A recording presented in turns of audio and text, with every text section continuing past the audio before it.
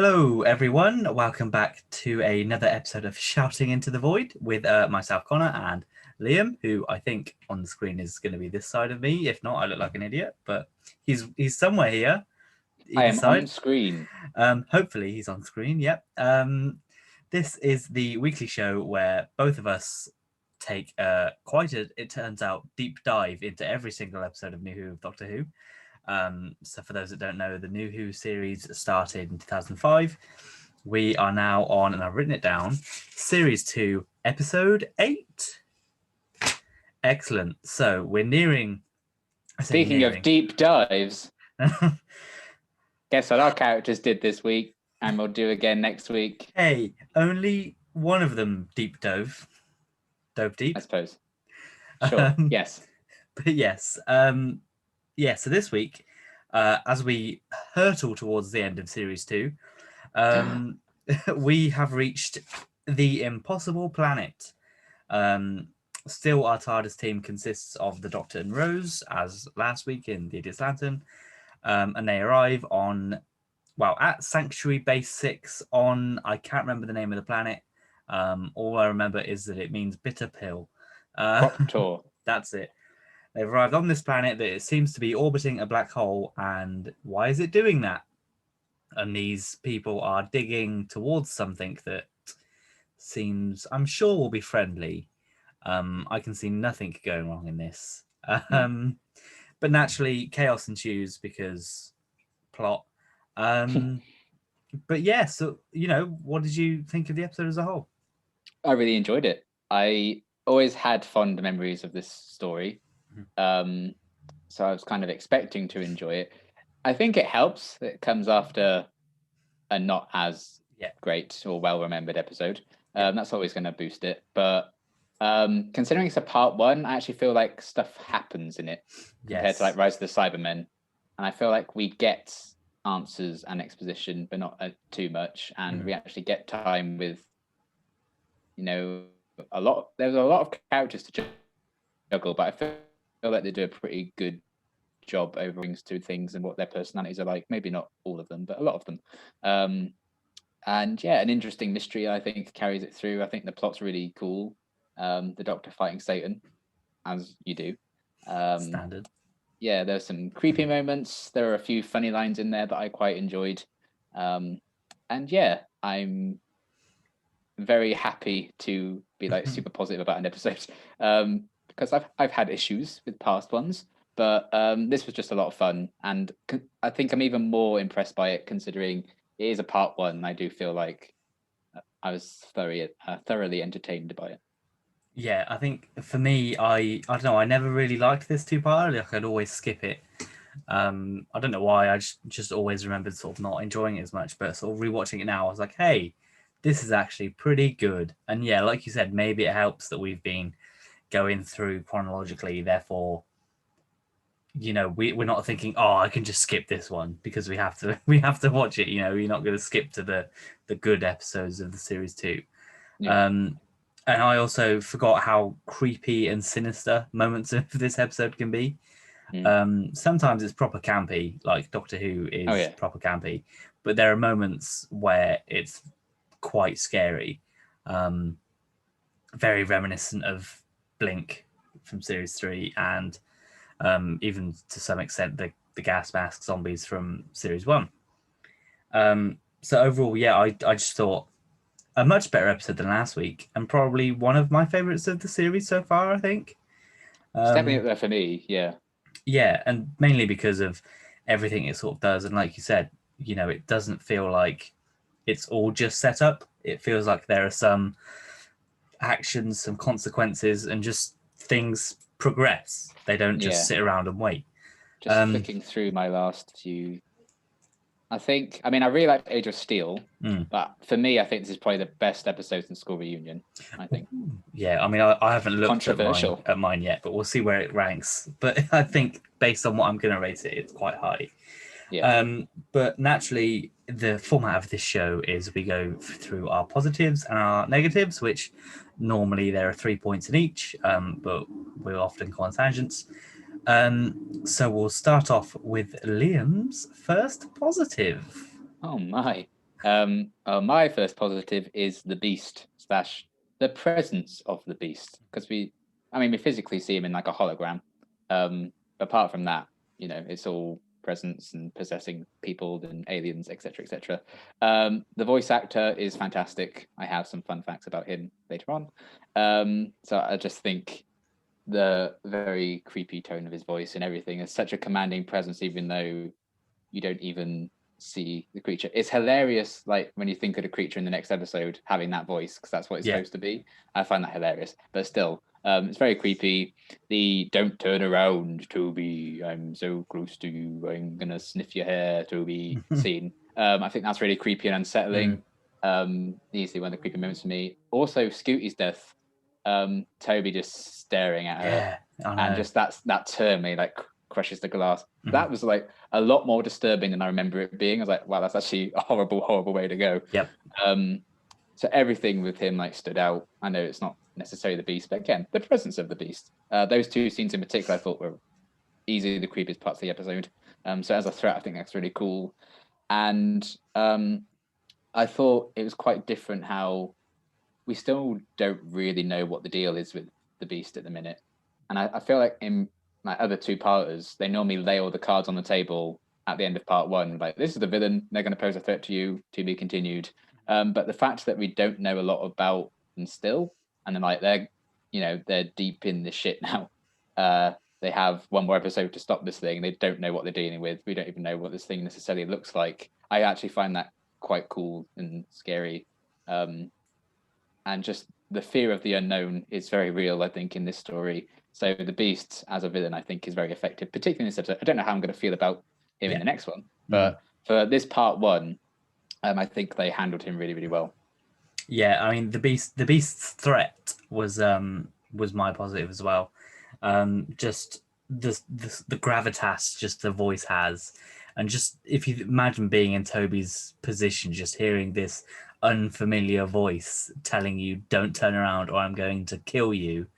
I honestly, I think about it every time I watch it. I don't know what I would do in that situation. No, neither do I. Because I'm like, if I turn around, I could be dead. If I don't turn around, I could be dead. And it would be interesting to see what would have happened to Toby if he didn't. I guess he still would have been possessed either way. Yeah, probably. But just the fact that it's basically the beast is toying with him. He's not just possessing him because he can. He's like making him feel like the fear and everything. And he does it with Scooty as well, with like just seeing Toby destroy the window. That is also playing into the fear. Yeah. And for that scene, part of me was like, are they lingering on his face for too long? But then just as I thought that, they stopped. So I was like, right, that's clearly it's just enough time before it started to get weird. Yeah. But they were both incredibly sinister. And just that and the way he, via the Ood, used the main security man's like past and his dead wife against him. Yeah. Just that the manipulation from the beast, you can tell it's supposed to be the devil and Satan and things purely by the fact that he just gets in your head and tries to manipulate you in emotional ways rather than just killing you. Although, and spoilers for next week, it does resort into just killing everyone rather than manipulating them. But just the presence, and it's a very interesting villain for a Doctor Who story to go like this obvious with its satanic references. Yeah. Because normally with Doctor Who villains, they're aliens, they're people in suits dressed as aliens or whatever. But with it to be so overtly demonic and Christian, I guess. But it's like it's a very bold move to be like, the Doctor's fighting the devil this week, the actual devil, and they just roll with it. I know, and I think it works. I think if it was put into any other scenario, I don't think it would have worked as well. But and as we find out in the next episode, I think the reason why it's there and how it all works, I think works fine. And even the hints towards that in this one, you get the idea that this was something that wanted to be kept hidden. With the fact that it's buried in this ground, it's by a black hole, and as soon as they try to get close to it, it starts to fall into the black hole. You can get that feeling that whatever's going to be there, it's not going to be good. Yeah. And then even, when he possesses Toby, I think it's good to see. I mean, I'm not necessarily sure how I feel about Toby's sort of costume design with the red eyes and the wordings. I think there was one scene, I can't remember which scene it was, I thought it looked really bad and like really cheap, like the thing in the like marker. But then I think the scene when he was outside and like kill Scoot and stuff, I thought it looked quite good there. Yeah. So I think maybe they could have done something a bit different. But And I mean, it works because he's obviously been studying the language, so it kind of makes sense that A, he'd be the one to get picked, and B, that it would cover him because it's like it's mock. And again, it's like he's also mocking him. You couldn't translate this, and I'm going to cover you in it. yeah. So just the depth of a villain, and we complained last week that the villain had literally no depth whatsoever, whereas this one we're only in part one, and I feel like we already know this much better, and it helps we kind of. we haven't even physically seen the thing, and I feel like he's already much more developed than the Wire ever could have been. Yeah, and I mean it probably helps that everyone kind of knows what the deal is with the devil and Satan and things like that, but still, I think this does a good job of building the tension for him. Yeah. But yeah, so what is your next positive? The supporting characters I've gone for. I feel like this is potentially the best supporting cast and characters thus far since the start of the show. Still very compact and a smaller cast, but I feel like a lot of them do get decent moments to shine. I think they're all pretty good in their performances. I feel like the chemistry between them all is there. It seems like they have been in each other's company for a long time. Just little things like Danny hitting Scooty over the head with like a bit of paper or whatever it was. It just feels like they have all these different bonds in between them, even if they don't have time to explore them all. You can just see they've lived this life for a long time. I think in particular Zachary stood out for me most, the captain, who he doesn't feel like he's maybe particularly good because obviously the original captain died on the journey to the planet, so he's kind of inferiority complex, I guess. And it's just a few moments like that I think they really get across all the characters, and it maybe could have been done a bit better in some points, but we'll get on to that. But I think they do all have moments like that. Zachary's doubt, Jefferson. They, I don't know if they ever confirm it in the next one or not, but off screen they have like confirmed, he's a recovering alcoholic. So that's like the whole past with his wife and stuff. They had a few standout moments with that. And maybe Danny isn't, maybe they're like, he's a bit of a jokester. You find out, Toby, he clearly pranks him all the time. So there's a bit of character for him and his connection to the Uden stuff. Toby seems a bit of a like either a bless him or a, God, Jesus Christ, Toby, depending on second one. It's always the second one. Yeah, however you look at that. But he's clearly a bit of an outsider. It doesn't really fit in with that group. Ida seems very wise and excited about the unknown and the unexplored. She's very keen to kind of jump into that. So the only ones who don't really get much are the guards, and one of them is already dead, and I don't think the other one survives particularly far into the next part anyway. No. So it doesn't matter. They are literally there to die.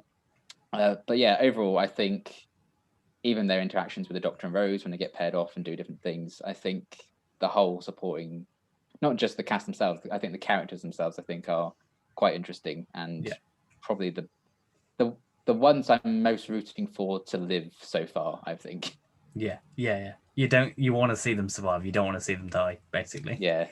I mean, I they're not quite on my positives, but I do agree that the team, except Toby, I think is probably one of the best supporting casts we've had. I like a lot of the characters, and that's why when Scooty dies early on, you're kind of like, oh, okay. No one's safe. Because that's like right at the start as well, when there's not really a threat and it's just building.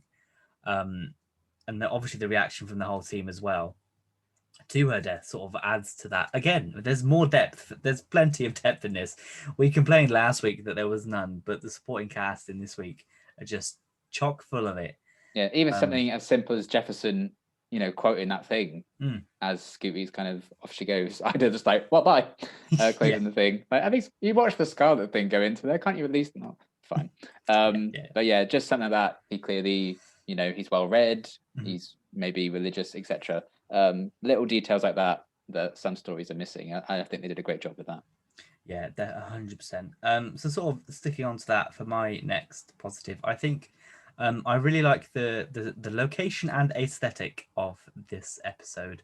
Um, it's a similar thing to like a Base Under Siege episode, which we've had a number of times before. But this is the first time we've kind of seen future human space travel, like just starting out, rather than so far in the future that it's all high tech and clean and shiny. This feels very grounded, very sort of based in reality. Even the rocket that they have looks very, Thunderbirds, It Thunderbird does, yeah. 3. But that's the kind of rocket that everyone imagines, because that's the kind of rockets we've been launching as a race the past 60 odd years.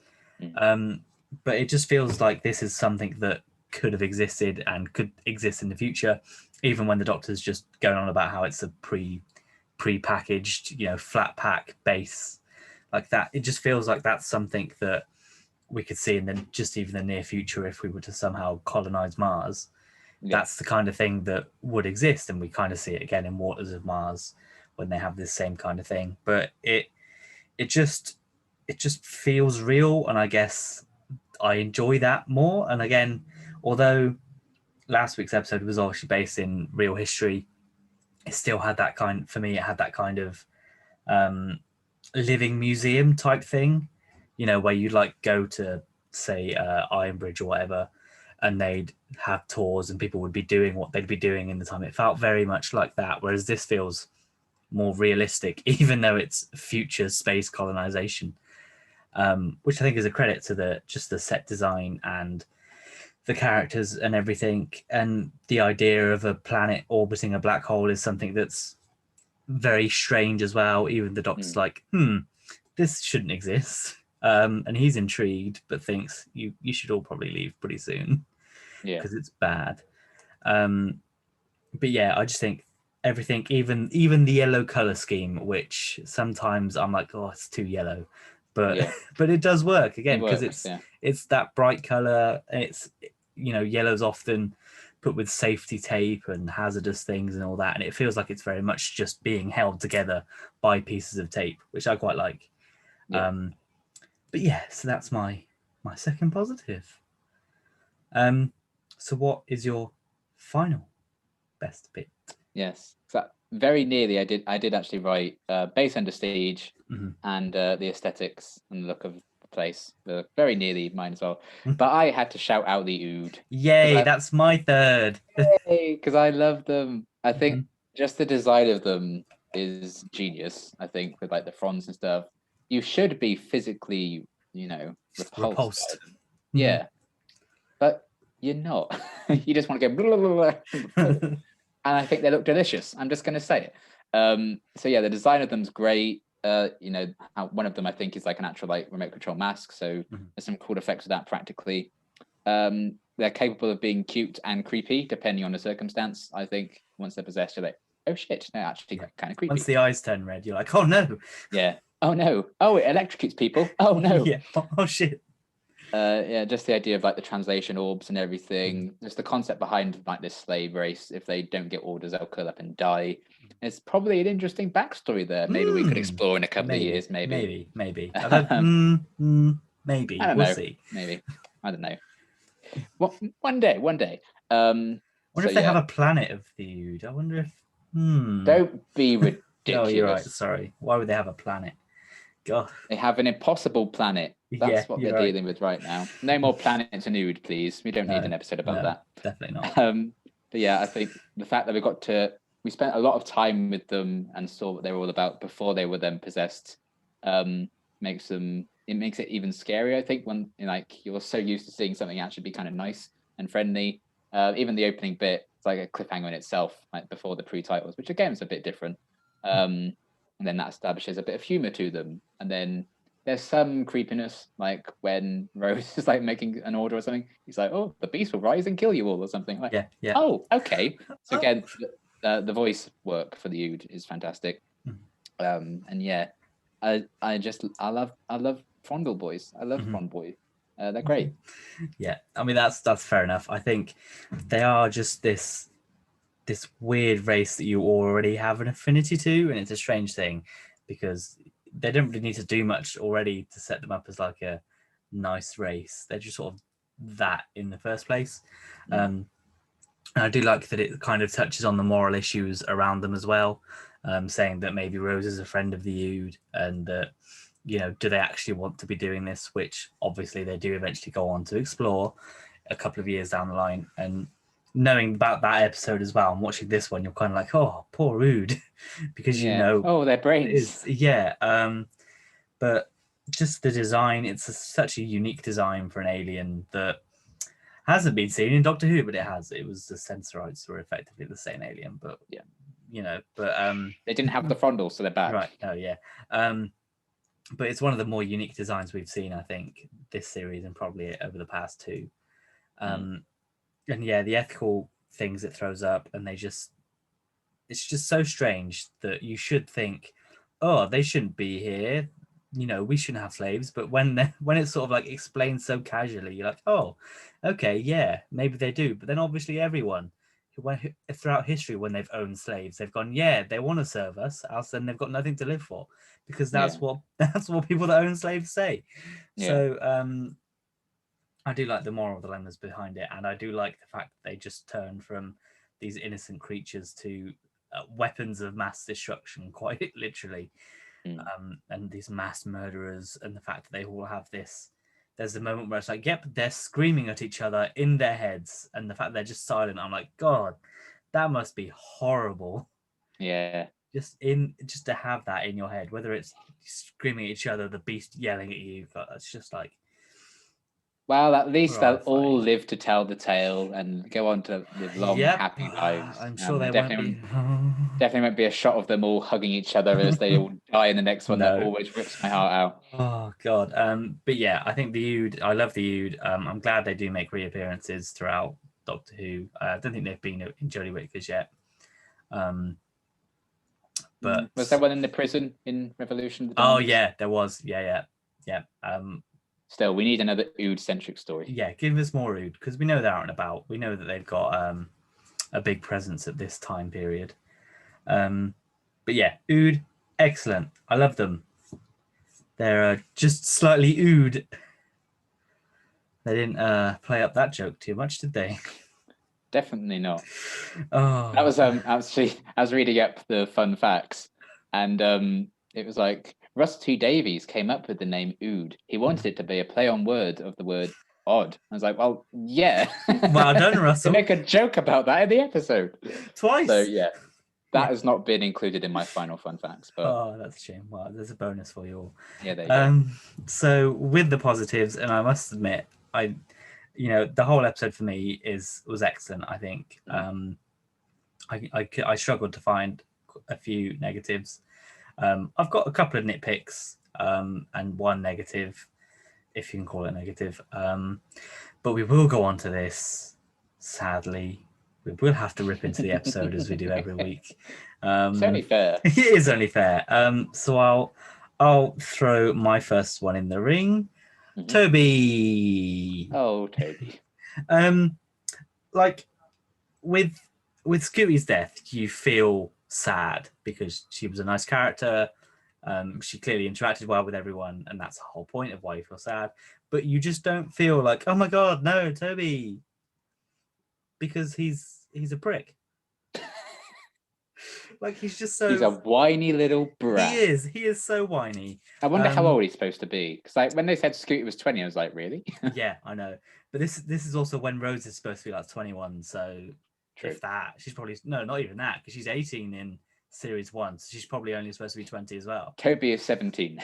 Yeah. But yeah, literally my 1, 2, 3, 4, my fifth note is Toby's a little bitch. Wow, that did not take long. That's right at the start of the episode. But yeah, it's just because like it's when they're in the room and he's like, can you go and check whatever? And he's like, that's not my job. I'm like, for God's sake, there's only like 6 of you humans here. You know the captain's dead. Do what he wants. Like, stop being so much like hard work. You've got to live with these people. Why? Yeah. why are you in this state? Well, you like this. One of my favorite moments, actually, I forgot to mention with Zach, because he's like probably my standout supporting character. It's just, why won't anyone report? I don't know why that made me laugh so much. There were a few moments in this, like I just forgotten the lines or I'd forgotten some facial expressions. Yeah. I was like cackling. I mean, that's it. It's excellent. It's mostly all around again, except for Toby. Just because, and I get that the character is supposed to be designed so that he is the weakest of the bunch, so that he is the easiest for the beast to possess and manipulate. And arguably, he's probably the smartest one there because he's working on translating all the old text. So he's the one with the most knowledge of the beast as well. But just if they wanted us to feel sympathy for him, which they might not have, to be fair, but if they did, he's not a character that you want to feel sympathetic for, just because it seems like he shouldn't be there. He seems so out of place with the rest of the crew, almost as if he's been dragged along on this mission when he would much rather be at a museum at home than on this base. Yeah, it's something for a Target novelization. Yes, and this is another one. And we say he's a serial killer. Yeah, we say this every week. He's probably not even a real archaeologist. He just snuck onto the ship impersonating the real Toby because he killed him. Yeah. But I don't know. I don't know if they'll ever do two-parters as a Target novel because it's a two-parter, and they normally just do the single stories. But it would be interesting to see this, and it would be interesting to see if they gave him more of a backstory. Yeah, I mean, they did one for Day of the Doctor. That's only 15 minutes shorter than a two-parter. Oh yeah. And it would be interesting to see if he gets more backstory next week. I can't quite remember what happens with him next week, other than he's bad guy. I remember him telling the Ood to go. Yes, and they're like chasing him because his eyes come back. You're like, oh no, he's the bad. Oh, he's still the bad guy, No. and he makes a comment about Rose's arse, and like, oh, okay. Yeah, yes, that's what I mean. You know, like I don't think he does himself any favors in this. And I don't necessarily, obviously he's not a bad actor because, you know, you do feel that he's probably scared shitless of this voice stalking after him. And when he is the beast, although it's slightly campy at times, it still feels quite threatening. Yeah. So it's not the actor. It's just, I think, the character pre-possession. Post-possession, fine. He gets a little better. But pre-possession, he's just not the best in this episode, probably the lowest, below the two guards that don't say anything. Yeah. So, but anyway, I mean, I'm sorry, Toby, but it's true. So what is your first negative? Every other line is a question. Questions. Yeah. That's impossible. Oh, is this really possible? Oh, is that a black hole? It's a black hole. What? A black hole? Yes, a black hole. Oh, this planet's impossible. Oh, I've trapped you here. Oh, I'm trapped here. You should worry about me. Actually, no, don't worry about me. Actually, no, you need to worry about me. It goes on and on and on, and everyone's like, wow, you really don't know, do you? You don't know what's going on here, do you? They're people. They're real people. People? Yes, real people. Oh my God, they're actual real people. You weren't joking. There are real people here. Everyone, there are real people here. There's just so many situations where it's like that, and I'm just like, it was a bit much at times. I was like, this is really kind of taking me out of this. I'm like, just move on now. That's like my only genuine like real complaint I have with the episode, honestly. Yeah. I just feel like, considering how well written some of the episode is, those moments stand out like a sore thumb, where it's like, okay, maybe do that for one scene, sure, a bit of a misunderstanding or whatever. But it happens like 5 or 6 times. I'm just like, please no. Yeah, like the biggest one for me, and I picked up on it straight away, is like 3 different people. Or is it like Ida is like, she says it like twice, like, oh, you really don't know. I'm like, if they didn't know the first time, they're not going to know the third time you asked. Yeah. But part of me can put it down to, if you're with a group of friends, those conversations do happen. You do often repeat the same thing because somebody didn't hear it or somebody's coming or whatever. So I can kind of, you know, accept it slightly. But yeah, it is quite noticeable, and it does feel like they were like, right, we need to just pad the dialogue. So this episode's a bit short. That's just. Yeah, and it's like, and we said at the start, you know, there seems to be like stuff happens in this episode, and it seems like they knew what they wanted to do. They just needed to fill in the gaps between. Like there's 2 scenes where, like at the start, the Doctor and Rose are like, oh, we'll have to stay here and fly home, whatever. And then they almost have exactly the same conversation, except with a little bit about a mortgage, like 5 minutes later. Yeah. And I'm like, you can just have one of these. You don't need to have both of them. Yeah, and the bit where they watch that Scarlet system thing go in, it's just there. Yeah, Sure. because that's effectively, you could have had that when you first made the reveal. Yeah. And then even when it's like, oh, some people go insane, shows them, there's like, oh, I won't go insane. The next time it's like, come on, okay, come on. Yeah, I won't go insane, but look at this. Yeah, exactly. Yeah, I admit there are quite a few of those moments. That is like genuinely the only like genuine negative I probably had. The rest I'm like, sure, I can deal with it. Yeah, so speaking of, I can deal with it. When Toby blasts the window, why does it affect the rest of the base? Are those doors not like airlock seals? And so therefore, should it not have had a problem? Because that's why Scooby died, because she couldn't open the doors. So surely there wasn't a problem. Unless maybe, but like literally they make a whole point of door open, door closed. Okay, every single time. So even if you could argue that Toby opened the door and had to come back in, he still would then have to just leave that open and leave all the other ones open. But clearly he didn't do that. And maybe that they have to go through that area to get to the front, but then they would have. And it doesn't make sense why there's such a big faff over this one breach when the whole base is literally designed to stop these kinds of things. Yeah, it happened because everyone needed to know that stuff was going wrong. Yeah, everyone needed to be in the same place. So everyone needed to be gathered so they could all see Scooty floating about. Yeah. Well, even then, like they're not gathered then. It's like, oh, she's in here, and then they will have to go there. That's true. Yeah. So, but yeah, it just felt like, and again, I guess they just needed some kind of action sequence to make it feel like the whole base was being impacted and not just the one person that was getting sucked out into the vast darkness of space. But yeah, that's like I said, it's a nitpick. I don't really care that much. A similar nitpick is the earthquakes happen right at the earthquakes. The quakes happen right at the start, and then they kind of stop until the pit opens. Yeah, and it's kind of like, so are they consistent? Why they're earthquakes? It's never kind of said. Is it because they're drilling? Is it because they're close to the black hole? Is it because the beast's coming? It's never. It's because they need to lose the TARDIS. Yeah, it's because the TARDIS needed to go away for the half an episode, because they definitely would have left anyway, even if the TARDIS was there. Yeah. Like, there's no reason to get rid of the TARDIS because they clearly weren't going to go anywhere.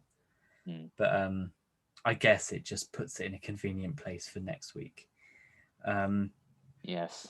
But yeah, like, so the airlock system / breach and the earthquakes that are convenient for whenever they're needed, for added drama. But what's your next negative, if you can call it that? I thought the cliffhanger was a bit meh. That's my final negative. Yeah. Cliffhangers are normally like big reveals about something. The hole opened up. That's what holes do. We kind of knew that. There was an earthquake and the hole opened up. And then the other kind of cliffhanger was, oh, Rose and the supporting characters are surrounded. We haven't seen that ever done as a cliffhanger before. So it's not the strongest film we've had, I don't think. But it is what it is. And the next cliffhanger in Doctor Who is one of my favorite cliffhangers. So there you go. It's fine. Yeah? Yes. Yeah.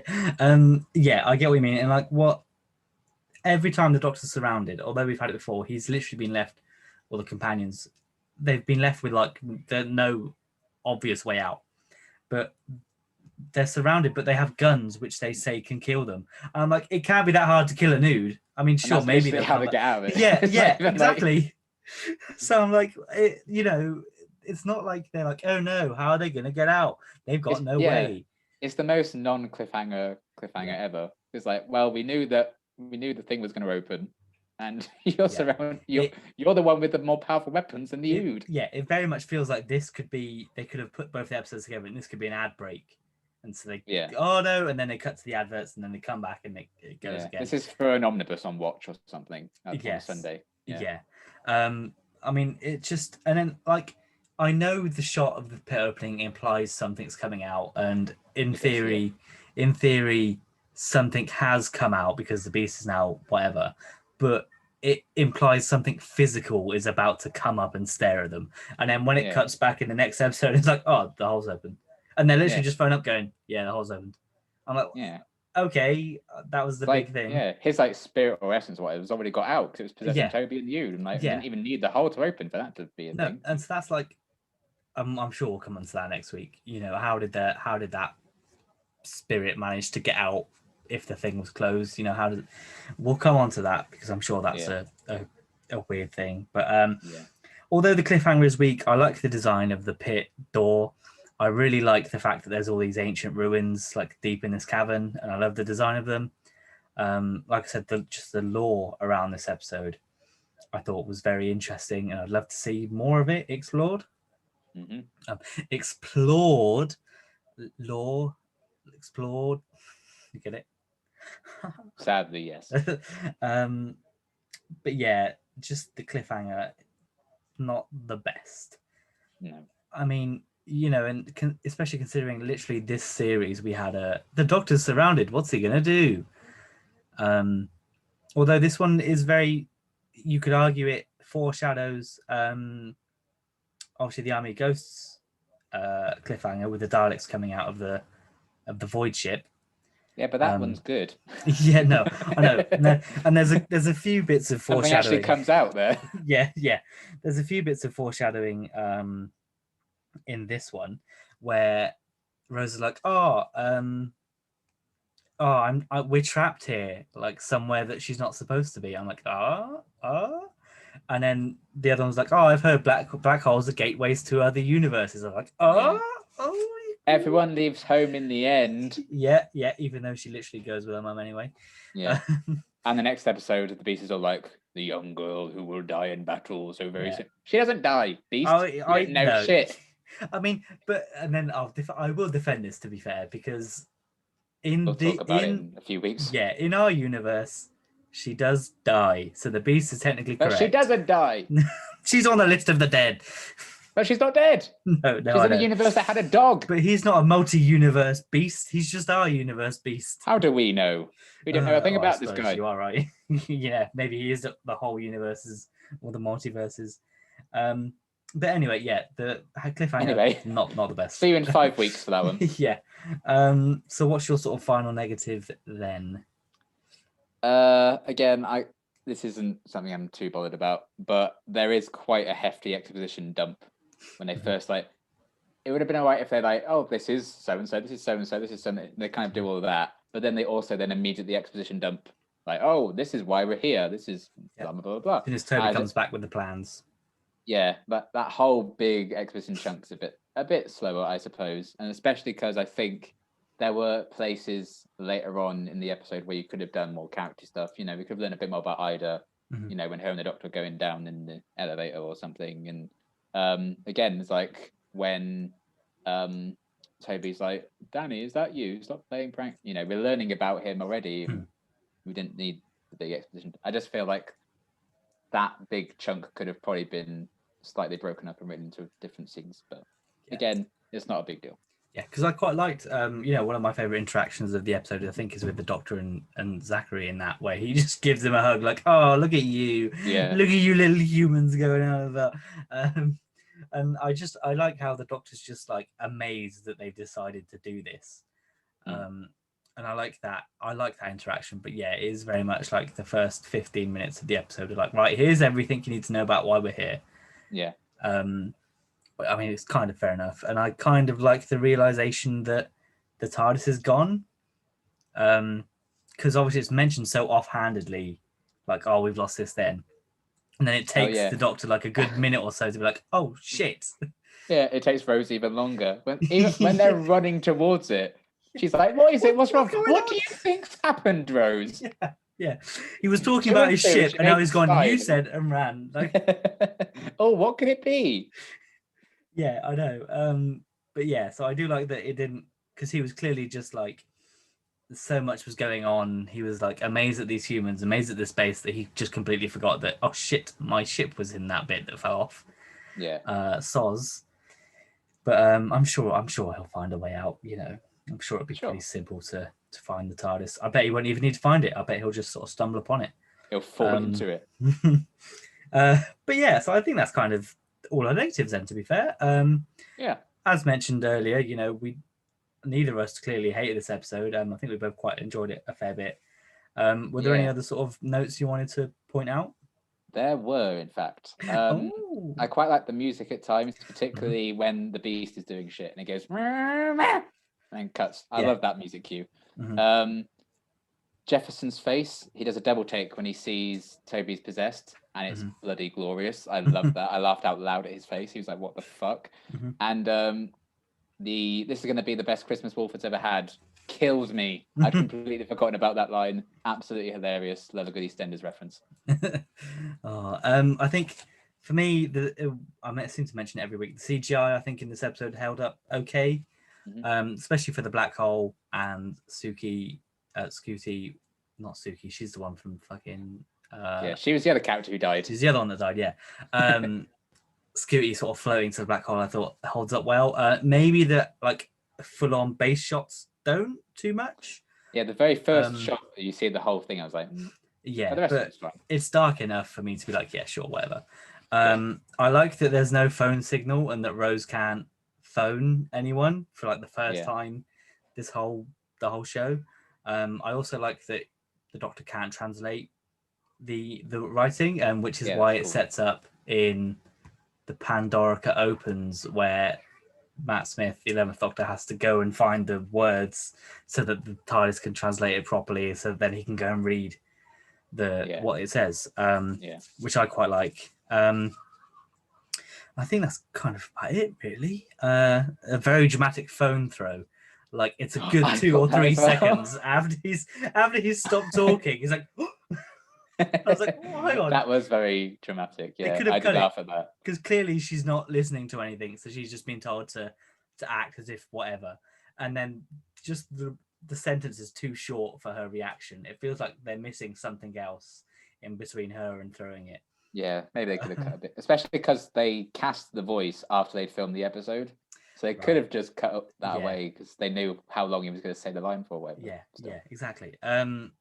And then the other thing is this is the first appearance of the iconic spacesuit that gets continuously used throughout the rest of the show.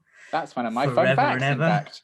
I know, it's just because I love the spacesuit design in this one. I just love really how orange it is. And I know in Pete Capaldi's episodes, I think the Sanctuary Base 6 logo disappears. So it's just an orange spacesuit. But I just love that continuity throughout the show to have something like that. It's just a very strange thing to keep around, but I guess it makes sense. He's got the room. Yeah, literally. He's got a whole fucking wardrobe that's like 3, 4, 5 levels worth. And I liked the sort of, it was a scene, I think it might not have been, but to me it's a Star Wars reference when Rose is saying goodbye to the Doctor at the lift shaft. It was very much Empire Strikes Back, Han Solo getting frozen in carbonite moment. Yeah. I thought it was, if it was intentional, great. It worked really well. If it wasn't intentional, then maybe I'm just a big nerd. But but it did very much. It would have been great if it was like a bit of foreshadowing. She was like, "I love you," and I did the joke, and he just went, "I," and then the lift went down. yeah. But yeah, I quite, if it was a reference, I quite like that. And then, as I mentioned to you, and this probably won't make sense to anyone outside of the UK, but Danny is basically Richard Hammond. Yeah. Like, I was watching him talk to you, and I was like, that's Richard Hammond. He's doing Richard Hammond. I could no longer see Danny. I could just see Richard Hammond. Yeah. Oh, sorry. But yeah, that's sort of it for my notes. So, what are the fun facts? Fun facts. Okay. The like set of when they like emerge from the elevator and all that, where the pit is, that whole thing. It's kind of the same set and some reused assets and stuff as the Sigarax ship in the Christmas Invasion, the inside of that. And they also reuse it for Time of Angels. Oh, right. Yeah.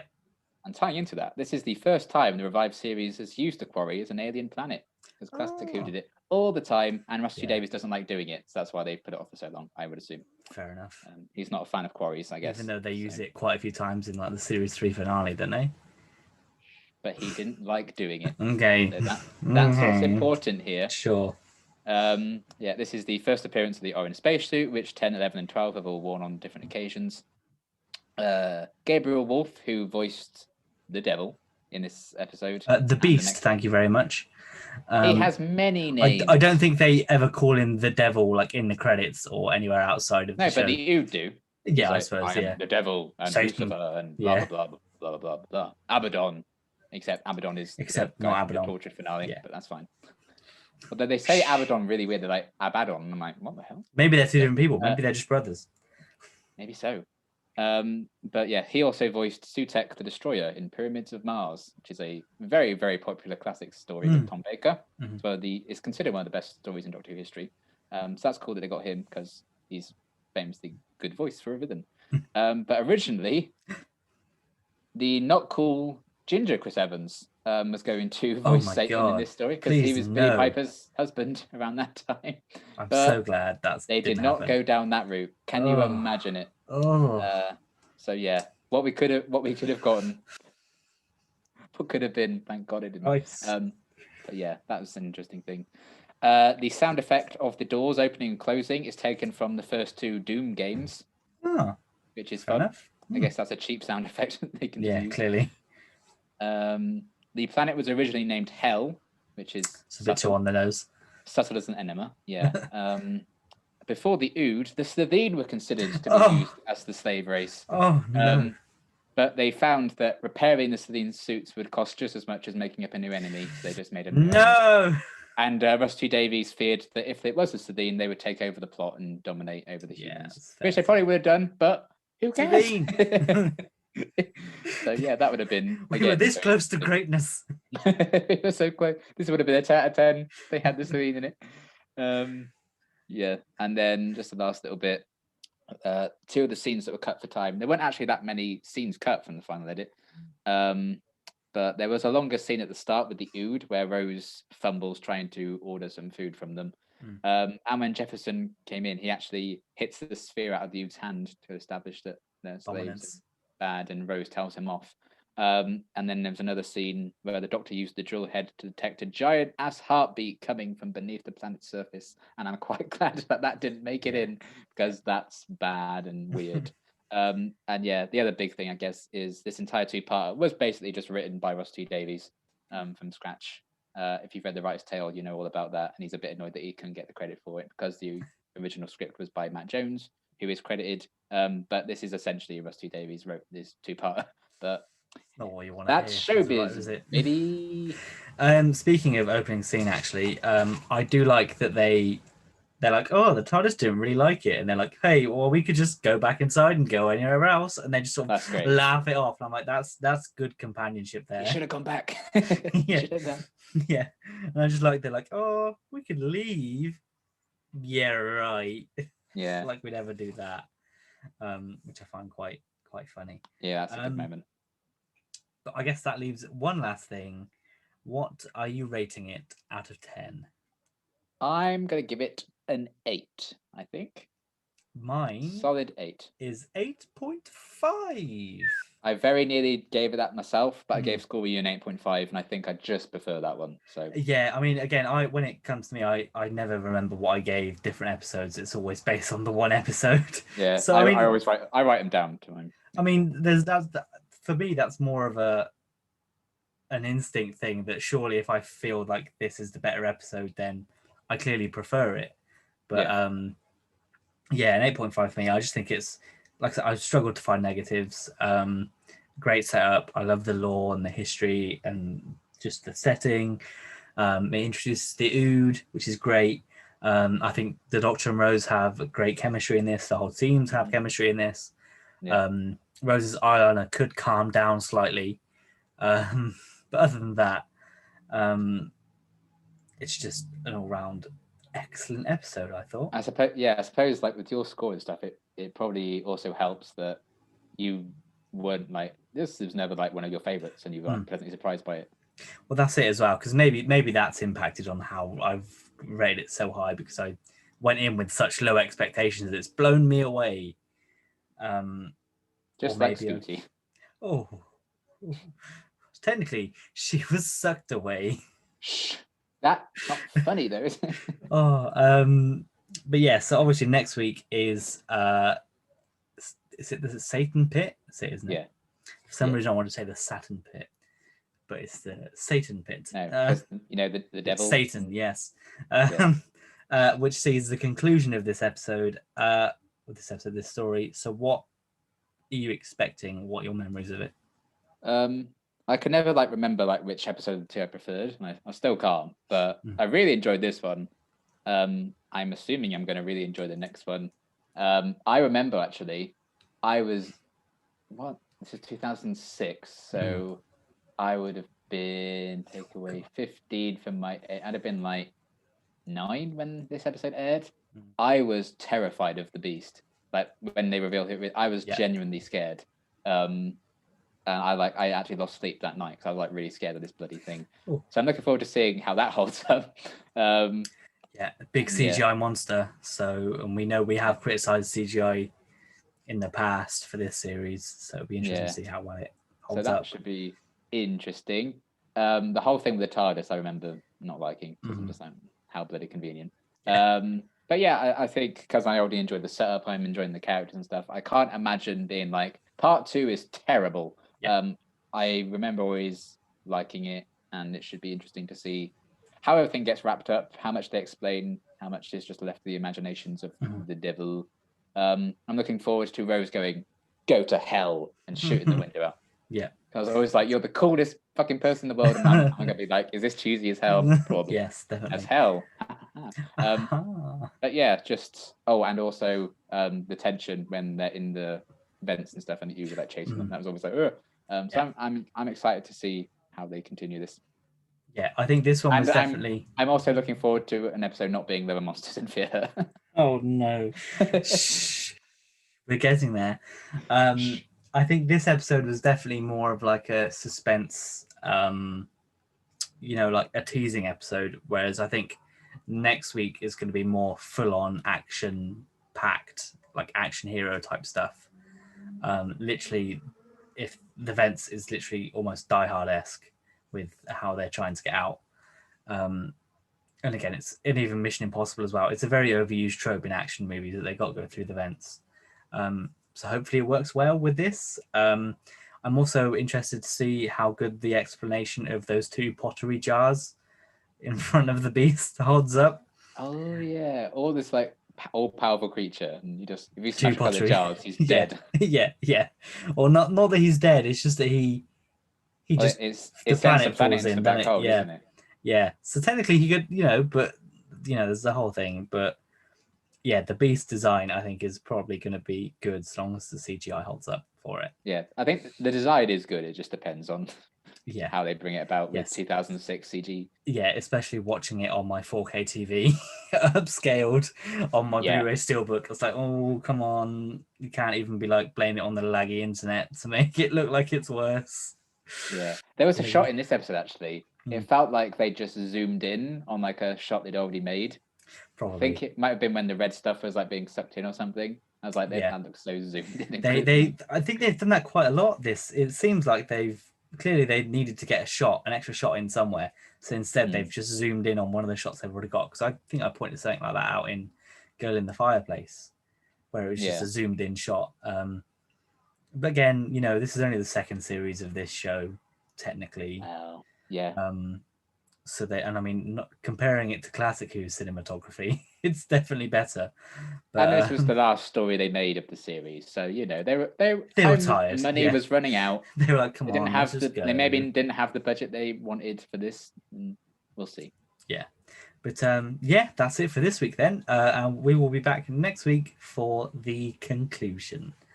Bye. Bye.